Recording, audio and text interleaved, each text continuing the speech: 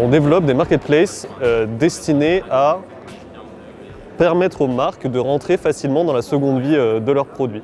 Donc c'est-à-dire qu'on est un software as a service. Donc on va tout simplement donner une plateforme clé en main en marque blanche à une marque et elle aura juste à mettre son branding dessus, se brancher, faire les interconnexions entre le site principal et la plateforme d'économie circulaire. Et donc tout simplement, voilà, c'est ça. Le but c'est en fait de permettre aux marques de rentrer dans la seconde main sans passer par le processus de développement qui est extrêmement long parce que la seconde main requiert tout un ensemble de fonctionnalités qui ne sont pas forcément évidentes pour des marques qui auraient l'habitude de vendre leurs produits de façon classique, c'est-à-dire elles les produisent et elles les vendent sur leur site internet. C'est particulièrement pertinent dans le contexte des marques de mode parce que c'est un des secteurs où le turnover de produits est forcément le plus important.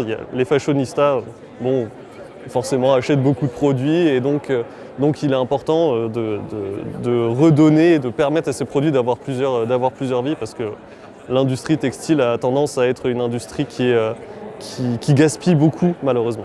On est aux prémices en fait actuellement, on est à un point de bascule des consciences je pense, où les marques commencent à être de plus en plus, à se rendre de plus en plus compte que la seconde vie est un marché d'avenir. Enfin, le marché de la seconde main, surtout dans la mode, progresse beaucoup plus rapidement que le marché classique. Je crois que le marché de la seconde main dans la mode, il croît à peu près 20 fois plus vite que le marché classique. Alors évidemment pour l'instant il reste encore beaucoup plus petit, mais c'est quelque chose qui se développe et de façon générale la culture du thrift shopping aux États-Unis c'est quelque chose qui prend aussi de plus en plus d'ampleur. Ça arrive aussi gentiment en Europe. Donc oui, on est à un moment où les consciences commencent à se réveiller et on voit qu'il y a beaucoup de gens qui sont intéressés.